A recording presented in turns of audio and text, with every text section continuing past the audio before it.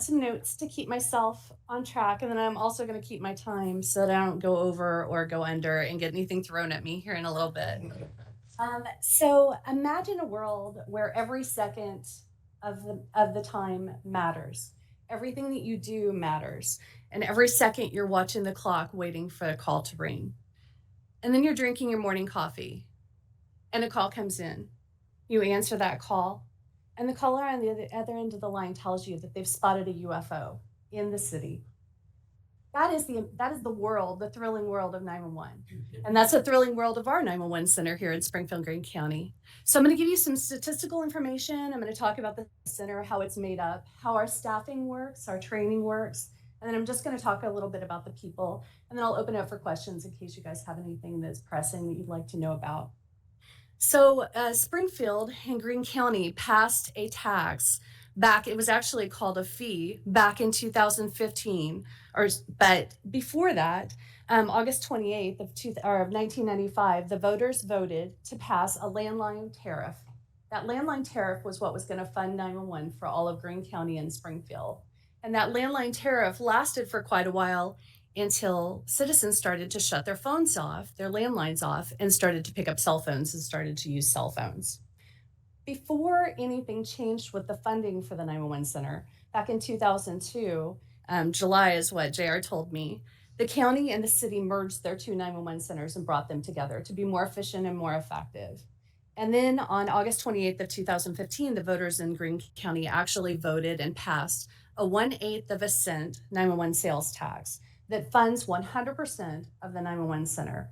We do have a little bit of other funding that was passed back in well, actually probably about 6 years ago, 7 years ago now. And that is a prepaid cell phone fee that was passed through the state of Missouri for all 911 centers. And that brings in about $100,000 or a little bit over that a year. So I want to talk about the governance of the 911 center and how the 911 center is made up, because those two 911 centers merged together. And if you hear me say the word PSAP, that's PSAP, that's called a public safety answering point. That's the same as a 911 center. So if you hear me say that, that's what I'm talking about, is the 911 center.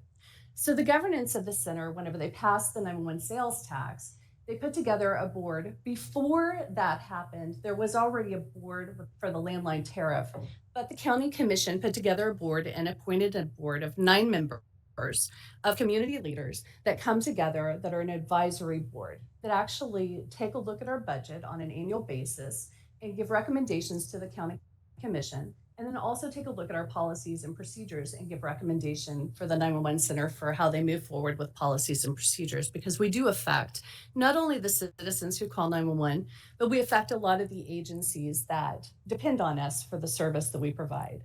So we actually have 2 budgets for the 911 center. One is formed under the county commission with the 911 sales tax, where all of our revenue comes in, and the cell phone tariff, the cell phone fee that comes in for prepaid cell phones.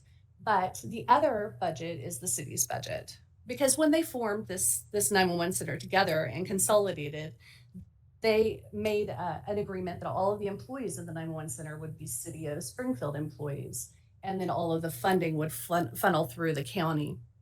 So the advisory board was in place, which is a 9-member board, like I said, of community leaders. And that advisory board, each one of those community leaders is on a rotational basis. So they might serve for 3 years, or they might serve for 9 years or longer, depending on the county commission and the appointments that they make. And the way that they do that with those 9 members is they 3 separate each 3 years. So every 3 years they stagger, 3 individuals stagger, so that you've always got somebody on the board who knows what's been happening in the past. And then with the city employs all of the 911 employees. So they do all the hiring. We have human resources through the city. All of the disciplinary action goes through the city. And then there is some technology that goes through the city. Because of us being city employees, we have to connect into the city's IS department and their systems. We do all the city training with all the city employees as well. So we do have some of that in our budget on the city side. Otherwise, the county budget is everything else. Most of our contracts run through the county. So if we are buying new technology or new software, we run that through county commission to make sure that it's approved. If we're applying for grants, like here soon we'll be applying for a grant, we also run that through the county commission to make sure that that will be approved. And we get all of our kind of our walking orders pretty much through the county commission with the advisement of this advisory board. So I'm always in a grant cycle at the 911 center every 6 months preparing for new budget. And I have to forecast that about a year to 2 years out, depending on which budget I'm preparing for, which can take quite a bit of time when you're trying to look at new technology or new emerging technology that you might need for the center. So our budget is about $9.5 million. About 6.5 of that is made up for the entirety of staffing, benefits, insurance, all of that. About $2 million of that is operations, and about $1 million of that is capital, because we're always looking to improve and prepare for anything that might be necessary or needed. And there was a bond, the way that I understand it, that helped us pay for our part of the building that we're in, the Public Safety Center. And we actually were able and lucky enough to pay that off early through sales tax. So we were able to pay off our portion of that building. And we're on the second floor of the Public Safety Center, if you weren't familiar with that. So the way that our calls work at the center, our call volume statistics are quite interesting. We are a 911 center just like every other 911 center across the nation. And we take emergency and non-emergency calls, but the majority of our non-emergency calls here in Springfield, Greene County, specifically in Springfield, will funnel through the police department. So a lot of callers who are needing Springfield Police Department call them direct, and they have staff over there. It's telecommunications staff, but they're telco and they do non-emergency calls. So somebody has a non-injury accident on the roadside and their vehicle is operable, and they can move it off of the roadway and then share information amongst the two parties that are involved. Then they can go to Springfield Police Department and make their report. And they don't have to call 911 for that. Now, a lot of citizens do still call 911, but that does take a huge call volume and a chunk off of our people so that they can really focus and hone in on the 911 calls, which are so important. And that is definitely our top priority. Our call volume right now, as of August 29th of last year to August 28th of this year, we had 271,600 calls. So we had a lot of 911 calls within the center. And out of those calls, if you weren't familiar, we actually take text messages to 911. And we educate the public that you call when you can, but you text when you can't. So there's a lot of circumstances that might constitute the necessity to text where it's unsafe to call. And we take about 10,000 text messages a year right now, which is increasing by the day. It's crazy how fast it increases. But as people learn that we do take text to 911 and they do get themselves into situations that can be unsafe or somebody puts them in an unsafe situation, they can text us if it's not safe for them to call us. So that's our 911 call volume. Now, our non-emergency calls, because we don't advertise a lot that we take non-emergency calls, but we do have a number on our website. We take a little over 90,000 non-emergency incoming calls to the center on an annual basis. And those of you who live in this community, you see all the crashes and all of the non-emergency things that might happen that somebody might call 911 about. We're, again, lucky to know that the community typically will call, especially here in Springfield, we'll call a non-emergency number for the police department to keep that off of our back. But we do make over 115,000 outbound calls a year. And those 115,000 outbound calls might be us calling an individual back if we got a 911 call it was considered abandoned where there was nobody on the line.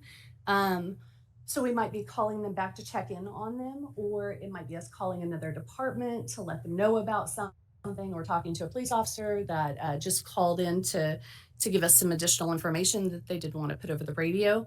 But all of that really leads up to our people being very, very busy. On the 911 side, we're taking about 740 911 calls a day, depending on the day of the week. And I think years ago in 911, we used to say we got busy and ramped up usually about Friday, Saturday, Sunday. And usually in the summertime when it was beautiful out is when we got even busier. Now it seems like, and this is nationwide, not just Springfield, Greene County, we're busy all the time. It's not uncommon to find a bar open somewhere in the community or in the county on a Monday night. And there's always a bar fight or somebody being, dumb, making bad decisions and going out and doing something that might get them arrested. So we do get calls pretty consistently, but we do see ebbs and flows, days of the week and times of the year, and there is definitely truth to the full moon thought that and theory that there's always something that happens when there's a full moon. I came from the medical field and worked in the hospital for 6 years before I got into 911 27 years ago, and it is the same for 911 and public safety. So it's really interesting how that all happens. But if you think about the breakdown of those 740 calls, um, you think that that's about 31 calls per hour, depending on the hour of the day. And of course, we do slow down during certain times of the day, so and night. It just really depends on what time of the day or night it is. So beyond our 911 calls, we dispatch for 25 different agencies. We dispatch for all 13 fire departments and districts. So we have fire protection districts and then city fire departments, and that's 13 of them. We dispatch for all 9 law enforcement agencies within Greene County. So that's the PDs as well as the sheriff's office. And then we dispatch for 2 animal control offices, and we dispatch for the park rangers. And then we also talk to various other entities that might call in on one of our radio channels to talk to us, depending on what it is that they need, as well as talk to the highway patrol by phone, or we can talk to them by radio. And eventually, we'll be talking to other neighboring jurisdictions by radio to be able to get quicker communications to them. So some of our other local centers. We do not dispatch for EMS. We do give them the call. So Cox and Mercy have their own 911 centers. They're called secondary PSAPs, which means they don't take the initial 911 call. So if you're calling in for a medical emergency in Greene County or Springfield or any of the communities in Greene County, then we take the initial information to determine if law needs to go, if we're sending fire for first responders, and then we ship that call over to Mercy or Cox and get them on the line. Sometimes we keep you on the line in the event that it's a safety hazard for the callers. So it may be a medical call, but maybe it was related to a shooting and we don't know if the assailant is still by. Then it's not a clear scene until law enforcement gets on the scene. So what happens is another person in the room is calling Mercy or Cox and getting an ambulance headed to the location to stage where they're safe until we can give them the all clear from our law enforcement officers that respond to the scene. So that's a little bit different that maybe not all the public is aware of, is that EMS is actually dispatched out of Cox Hospital and out of Mercy Hospital for their communications departments. And the reason why that is Cox actually has ambulances and they provide dispatching services in, I think it's 8 or 9 different counties in the state of Missouri. But Mercy actually provides ambulances and dispatching services in 14 counties across 4 states. So not just in Missouri, which means they can be more efficient with their dispatching and their technology if all of their ambulances have the same technology in it, if they're being dispatched out of one hub, one location. So that's why that primarily is done. So when you call in for a medical call, we're asking some initial questions, and then we're getting that call moved over to Cox or Mercy as quickly as possible for their emergency medical dispatcher to take over and give you pre-arrival instructions. Well, we've got fire en route and we've got law enforcement en route if law enforcement's necessary to go, and while they've got their ambulance en route. Some other important things that you might not have known is when you call 911, a lot of times people get really anxious with us and we're asking a lot of questions. We're trying to verify information that we're learning from you. And they start to get anxious thinking we're not sending help. And I think a misnomer for the public a lot of times, and you all may not think this at all, but sometimes the public does, is that we're the ones who get in the vehicle to drive to them. Whether we get in the ambulance, we get in a fire truck, or we get in a patrol car to drive to them. And so they think that we're delaying a response when we're asking them all of these questions. But the truth can't be further, it couldn't be further from the truth. What's happening is you have a call taker in the center who's taking that information And as they've entered that information into what we call our CAD, which is our computer aided dispatching software, the dispatcher for those departments has already seen that information pop up on their screen and they're dispatching that out on the radio. So there really is no delay in getting that information out. There obviously is a little bit of time delay trying to get the information that we need, which I'll talk about that here in just a minute. But there really isn't a significant delay at all. We're just trying to make sure everything we have is right. And again, I'll talk about the things that you need to know when you call 911 here in a minute so you guys are aware. And you'll have some talking points whenever you leave that you can remember about 911 and maybe share with your family and friends so that they know. And number one, they're not afraid to call 911. And number two, they know what to expect when they call 911. So back to the center. This picture that you guys are seeing, this is the comm room. It's not the best picture of the comm room, but we have 22 workstations within the center. So each one of those is like a pod. It's a console. And at their console, they have a lot of software that they're keeping up with. They talk on the radio and they have multiple channels to be able to talk on. Depends on what's going on. They talk, so the screen that's vertical that goes up and down to the right, that is their radio screen where they can talk from that screen. And they usually wear headsets to talk on the radio. And then the screens in the middle, the 4 screens, are connected to their computer aided dispatching. They're connected to the city so that they can log in if they need to look up a policy or procedure, or they need to jump online on the internet and look up something. So they're trying to find someone for an officer. They can go and look for some information there if they want to. We also access the Missouri Uniform Law Enforcement System and NCIC, which is a crime system, through the criminal justice information. We access all of that through those computers and those workstations. And if you see the monitor up at the top, there's a higher monitor that kind of just is a little bit diagonal to where they can see it. That's their phone system. So that's how they answer phones. And in this room, you can't really see it, but there is an actual section where most of our call takers work. And on any given shift, we could have a minimum of 8 people and a maximum of 12 to 15, depending on the day of the week, the time of the day, what's happening, like if the sheriff's office is out working some type of wolf pack where they're looking for individuals who are driving under the influence or something's going on that they've told us about. If there's storms, we ramp up. JR just went in for storms the other night.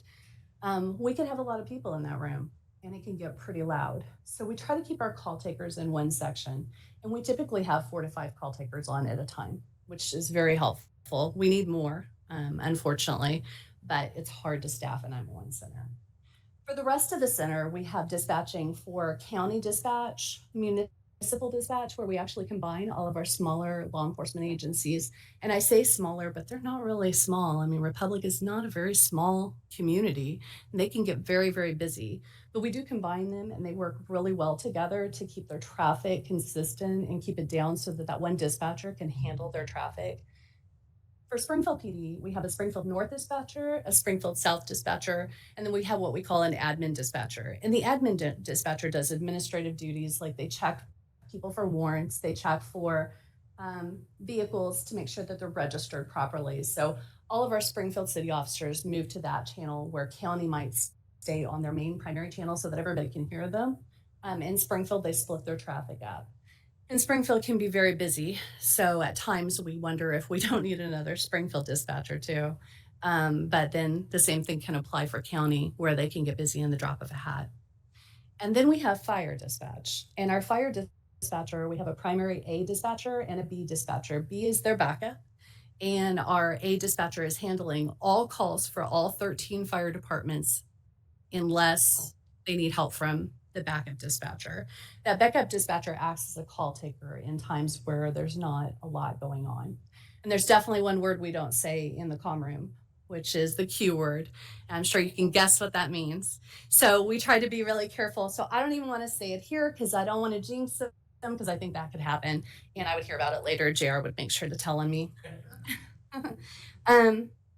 So in the center, I told you we dispatch for 25 different agencies and then various other agencies that might pop in on the radio from time to time or call in on the phones and ask us for assistance. But I didn't tell you how many people we have. If we're fully staffed, we have 84 people within the center, which seems like a lot, but we're not fully staffed. And it's my understanding that we've been hard pressed to be fully staffed since we opened. Maybe about a week and a half we've been fully staffed. It is hard, number one, to find people who want to do this job. And I'll talk about that at the end, like what type of people want to do this job, but it is a lot. Um, so we currently have 69 full staff, nine managers, nine supervisors, and then we have leads and telecommunicators that do the job. And they work 10-hour shifts. And their 10-hour shift has a nice rotation because it has 6 days off in a row once a month, which is really good for them. So that's helpful. It gives them a break so that they can decompress. And 10 hours is pretty much enough. Most centers will work 12s, but if we have to staff up and we have overtime, then they'll pick up to go to 12-hour shifts. We don't allow them to work over 14 at our center, where some centers might allow them to work 16-hour shifts. But out of that, I've already kind of explained like how many people do what. Our training is pretty long at the center. It can take 8 months to a year to train a telecommunicator. They have classroom, they get out and ride along to learn, because the primary job and responsibility is to visualize what we do. And that visualization can make the job extremely hard. So some of the things that I would want you to know about our telecommunicators is that visualizing the job causes them vicarious trauma. And it makes it very hard to want to stay in this environment and this work for a very long time. And we have people who've been there for over 30 years. And we have a lot of people who've met their 10-year and who've met their 20-year, but we also have a lot of new people. And so we really try to hit home and tell our people what to expect with our callers, because one minute it could be that UFO call, and the next minute it could be somebody who you're trying to talk them out of hurting themselves. Or you're talking to a mother who's found their baby not conscious, not breathing. And those things are very detrimental to us because we take it personal. So we train not to do that. And we have a peer support team that tries to help us, to keep us in check. And we do a lot of training and a lot of conferences, a lot of education to try to always keep them up to par on where they need to be. A couple of other things that you need to know. So these are some of the takeaways. Is we're going to ask you a series of questions, but out of those questions, the most important things to know is, where are you at? That's our very first question we're going to ask, is where's the emergency, or where are you located? And then we're going to verify that by asking you to repeat it. It's not because we didn't hear you the first time. It's because we want to make sure that we got it right. We're also going to ask your callback number so that we can call you in the event that we need to get back in touch with you. Usually we'll see it on our screen. So if we're asking you, we're verifying it. We're making sure that it's up there, but we might have to ask it again if it doesn't match. And then we're going to ask you to tell us exactly what happened. What's the nature of your call? Who are we sending to help? So we're going to ask you that question. And a lot of times people will go to like years ago, what happened? We want to know in the moment right now, what made you call 911? And then we're going to ask safety questions. So we want to make sure you're safe, bystanders are safe. We're sending responders in safely to keep everybody safe and out of danger. But some of the things you might not be aware of is that when we're looking for your location, if you don't know where you're at, we have multiple ways to try to find you. Sometimes those ways fail us and sometimes they don't, but they don't always give us the specific location that we need to actually know right where you're standing, especially if you're in an apartment complex or you're at a festival or you're in a waterway. So there are a lot of different tools we're using within the 911 center where we can try to triangulate your location from cell towers that you're bouncing off of. That will only give us your location a certain percentage of the time within about 50 meters. So we use other products like Rapid SOS that gives us GPS location for the device that you either called or text on. And something else that you might not be aware of is you could speak any language. If you can't speak English, we have a provider that assists us with language line services. So people who do not speak English, we can actually work with them, ask them the same questions through a translator that will help us get to that information. Or if an individual is deaf or hard of hearing, we actually have teletype capabilities where we can use TDD devices to talk to through the device, or we can talk through a relay service, which is also very helpful. So there's a lot of things there that give us the ability to be able to communicate with the individuals. Some of the other things that I would want you to note and then walk away with is that the 911 center is changing from its current environment, which is called Enhanced 911, to Next Generation 911. And with Next Generation 911, it changes the way the call is delivered to a more GIS version of delivery, which means it looks for the location of the device and then it delivers that call to the correct 911 center based on your location. And it gives us better delivery of that information and better collection of that call information, which is really helpful. So we're looking forward to getting moved to that. And we should have been there last year. We will be there this year. So we're just waiting to get that done. And then a couple of other things is we are getting ready to co-locate 988. And if you're not familiar with 988, that is the crisis hotline that has been around for years and years with a 188 number. But now it's the 3-digit number that's just like calling 911. The only difference is they cannot find you. They do not have the ability to do that. But co-locating Burrell within our department will be huge. It'll give us the capabilities to be able to help them whenever they do need to find an individual who wants to be found, who is in crisis, and who needs assistance.